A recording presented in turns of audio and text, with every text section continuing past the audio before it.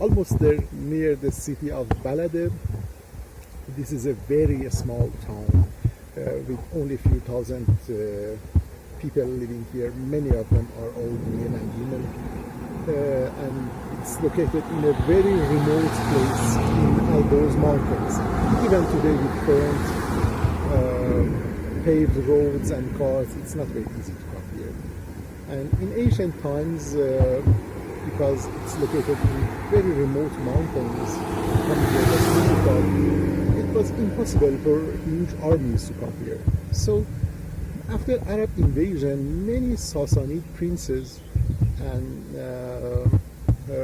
royal family of Sassanid and the army men came here and stayed here until about 400 years ago, 300 years ago. Sorry.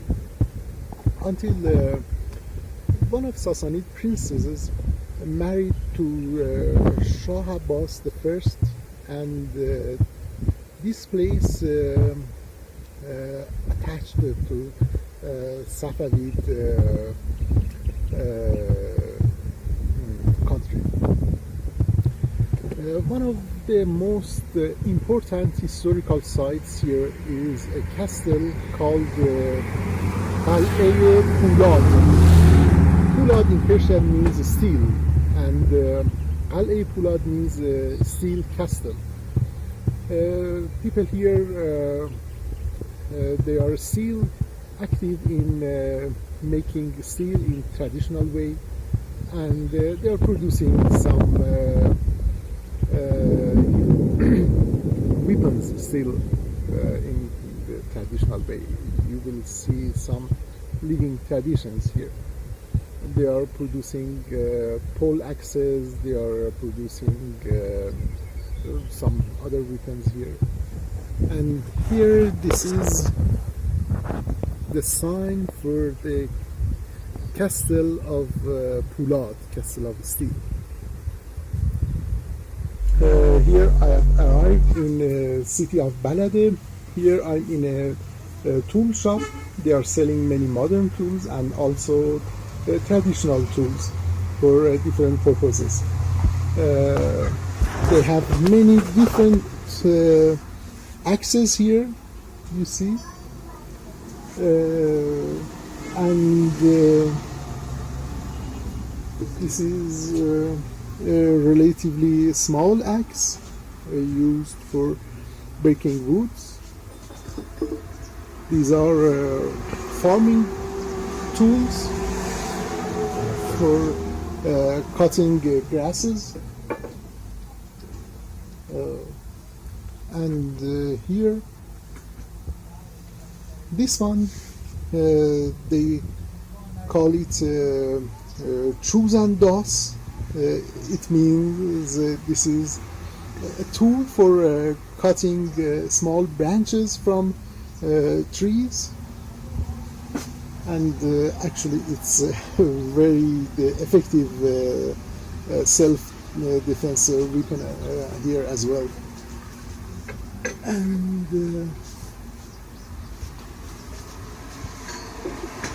here they are using this tool for taking nails out of a horseshoe, and this is another tool for putting nail in a horseshoe or taking the nails out of it. They are making these tools by hand in a very traditional way. These are different axes. This is a pole axe. They are usually using it when going to mountains. This is a hammer, traditional hammer. They are using it for self-defense against wolves and so, and also for cutting woods, for breaking stones.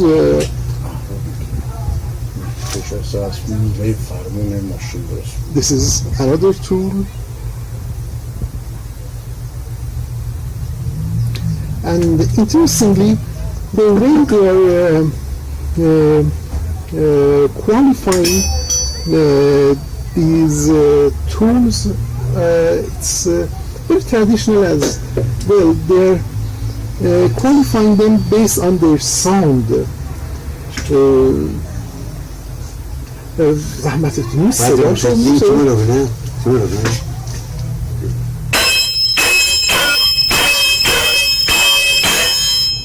میخوام قطع and he says it can cut nails very easily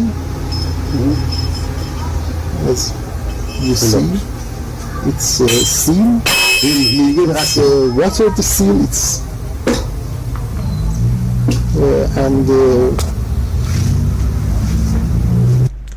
here I'm asking from the old master how many times this pole axe is quenched, and he's saying that this is 2 times quenched. First they are quenching it, and then they are cleaning it, and then they are quenching it, and then they are tempering it. And he says that usually shepherds and mountain climbers are using it to climb very steep mountains, icy mountains, to self-defense against wolves, against bears, against thieves who are wearing very thick clothes from wool. And he says they are making different tools and they are exceptional, and this is very difficult to make these tools, and they are all quenched, and it requires a lot of skill to quench it properly. And he says that it can cut nails very easily. It can cut steel bars very easily. Here I asked them how you are making a handle for them, and he said it's made of a wood from a forest called konos or asgil in their language, and this is very strong wood, and it is not breaking at all, and since it's long, it is very good for fighting against the thieves and animals, for breaking woods and digging holes. Here I'm just below the Pulad castle, the steel castle. As you see here behind me, there is a forging shop. A blacksmith is working here, and he's producing different tools and weapons. The castle located over there, as you see its remains. After climbing this cliff, I will reach this castle on top of it, and as you see here, there is a very narrow passage between these two high cliffs, and any army who wished to come here had to pass this passage. And in the passage there is a huge river. Passing it is very difficult, and having this castle here, it was impossible for armies to come here, and this place remained uninvaded for more than 1 millennium. And after all, during Shah Abbas I, when this area attached to Safavid territory, it wasn't happened by war. Shah Abbas did not conquer this place. He married to a princess who was living here. She was from royal family of, she was from Sassanid royal family. They call it here Azadegan family or Dehbanan family. And by this marriage, this area attached to Safavid territory. So here I am in the passage that is located just below the castle, and you can see here behind me the passage between the two high cliffs, and here on top of this cliff the steel castle is located. I have no rope and climbing equipment, so I should examine my free climbing skills to hopefully reach the castle. I have reached the first wall of the castle, and I found a piece of dish here. And here you see a material called saruj. This is actually the ancient material. This is an ancient material, something like today's concrete. This material was used for connecting these stones for building this stone wall. This castle probably had several floors, several levels, and now I'm on the first floor of the castle. What you see over there, it should be probably the second floor of the castle, and here you see a tower, and I'm going to show you that tower. Here you can see how this tower is constructed. Some parts of its wall is broken down, and you can see its cross section. The so-called saruj material, as you see, it's used here. It means this castle was prosperity in its time. I'm going to climb here and show you top of the tower. I'm on top of this tower on the first floor of the castle. As you see, it has a very good view of the passage, and actually, as you see here, it can block the passage very easily. The upper part of the walls are made of mud, and probably it had some grasses, but after more than a millennium, no grass has remained in the mud.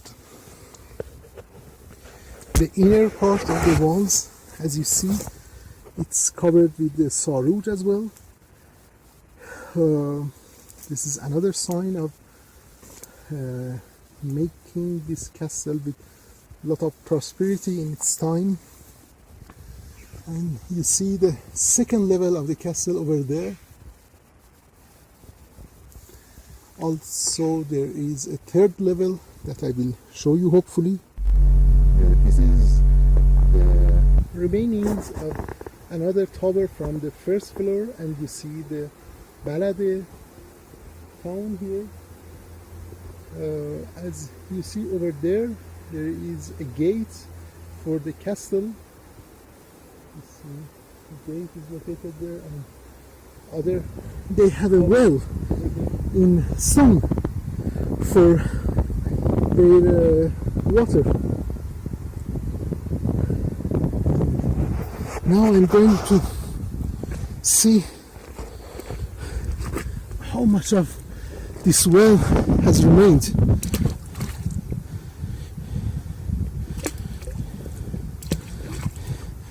Apparently it's still deep.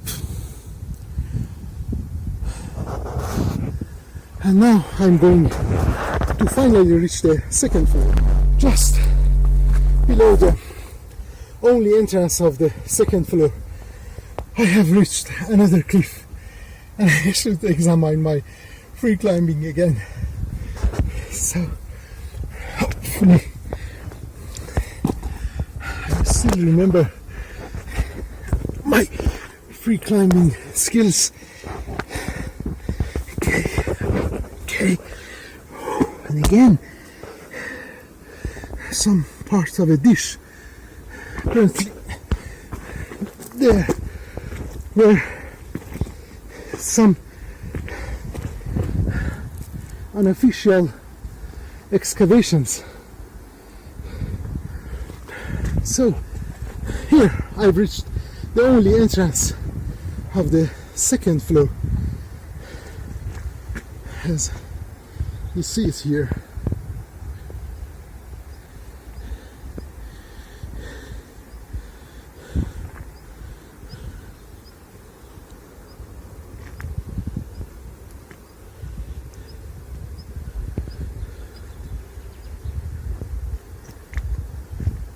Just behind the entrance of the second floor, I have discovered an interesting thing. As you see here, these are remainings of a piping system in this castle, and probably inside this hole there was a pipe made of mud or porcelain or something like this. Here we are inside the second floor of the castle. This is probably the main tower of the second floor. As you see, there are slots for viewing outside. There is a window, a large window, and remainings of a piping system. Here on the third level of the castle, I found remainings of some wells, as you see over there, which probably connected different parts of the castle, and it was all very common for these Iranian castles to have a network of underground passages. Now I'm there, probably sometime was the highest point of the castle. This place is really watching all the passages here, and I see that this castle could block any of these passages very easily with a few soldiers.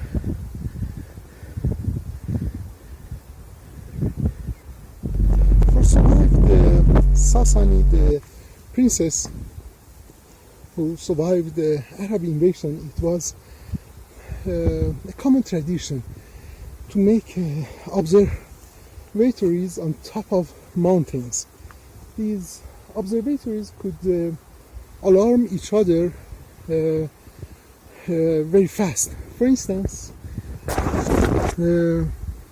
as I may show you sometime, over there on top of that mountain there's a Sassanid observatory.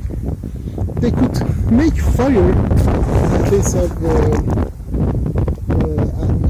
an attack by enemy, and you could see that fire from this castle here very easily. There is also another observatory, and the next mountain there is another observatory over there on top of that mountain, and they had a huge network of these observatories on the summits of high mountains to alarm any attack from enemy or any activity of their enemy. Here you can see an old smelting furnace for producing steel.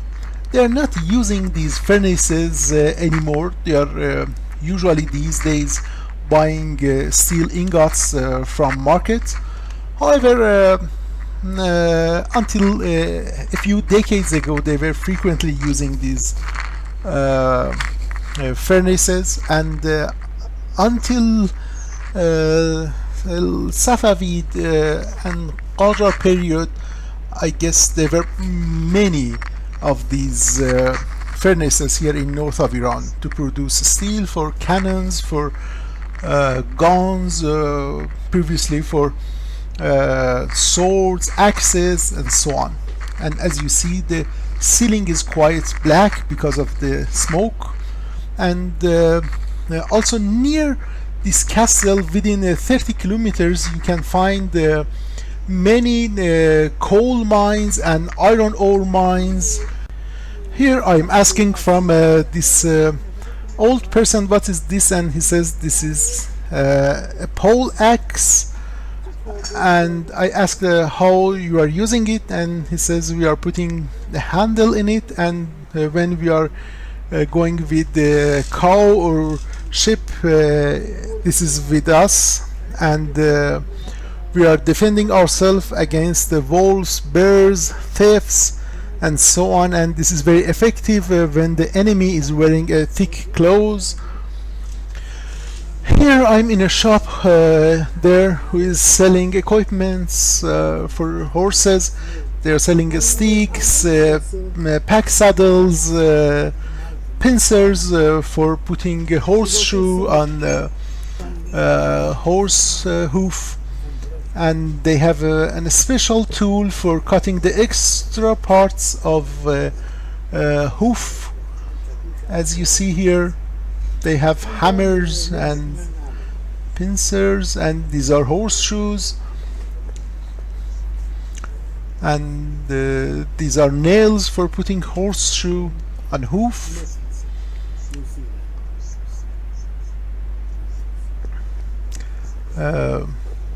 They have different seats, different equipments. This is something for putting on horse face to repel flies, and decoration. This is the same, and different equipments for horseback riding they have.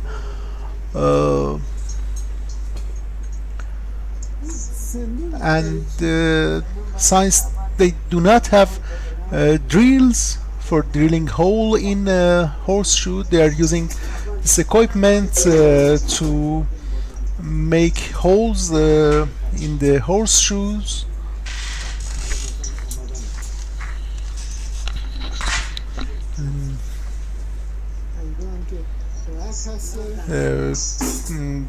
This is a bell for cows or ships, and some drinks they have here, traditional old drinks, and these are straps, slings for horses and donkeys and these animals.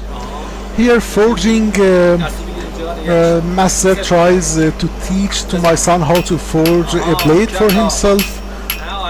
Everything is very traditional here in this forging shop, and there is no sign of modern equipments here.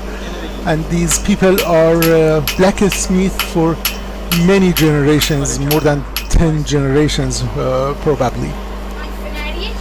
I brought the handle and the poleaxe here to Tehran, and here I attached them together, and also I applied a traditional liquid to the head, to the poleaxe, to make it black.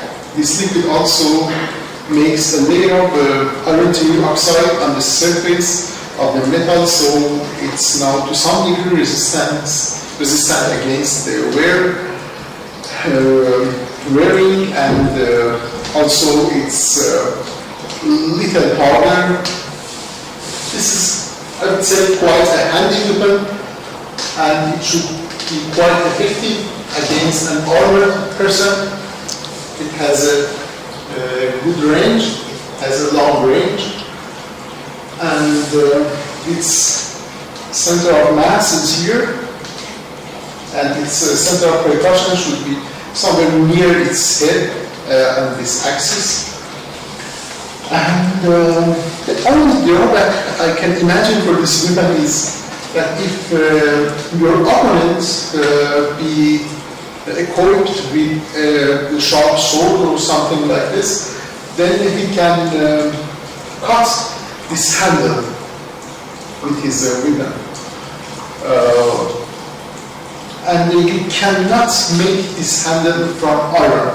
I can't imagine, because if you make this handle from iron, then it will be too heavy, and also the center of mass will be here, and the center of percussion will not be on this axis anymore. The center of percussion will be somewhere maybe here. So its effectiveness will be reduced. However, it's nice, a living tradition. Here in north of Iran, they call it a tu-tishe. It means exactly poleaxe. And